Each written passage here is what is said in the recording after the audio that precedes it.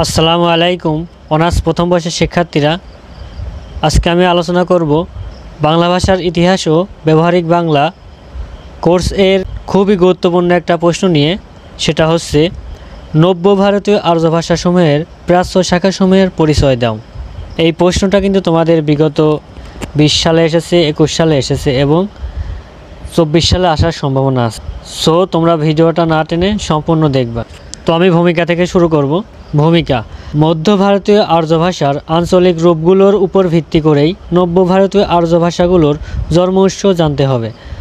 কারণ মধ্য ভারতীয় আর্যের বিভিন্ন আঞ্চলিক রূপ থেকেই পরবর্তীকালে নব্য ভারতীয় আর্যের বিভিন্ন গোষ্ঠী বা শ্রেণী গড়ে উঠেছে।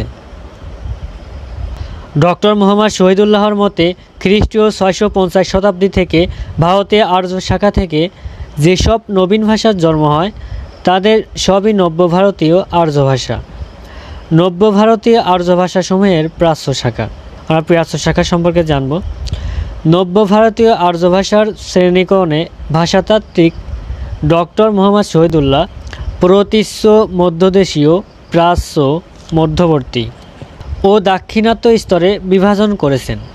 তিনি বাংলা, আসামি, উড়িয়া, মৈথিলি, মগহি, ভোজপুরিয়া এই 6 প্রকার ভাষাকে তুলনামূলক ভাষাতত্ত্বের আওতায় এনে নব্য ভারতীয় আর্য ভাষার প্রাচ্য শাখার অন্তর্ভুক্ত করেছেন।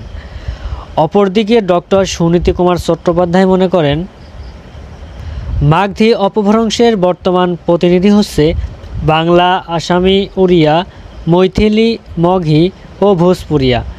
এই 6টি ভাষাকে তিনি 3টি গুরুত্বপূর্ণ শ্রেণীতে বিভক্ত করেছেন: ক পূর্ব মাগধী, খ মধ্য মাগধী এবং গ পশ্চিম মাগধী। তিনি পূর্ব মাগধীকে আবার 3 ভাগে বিভক্ত করেছেন: বাংলা, আসামি, উড়িয়া।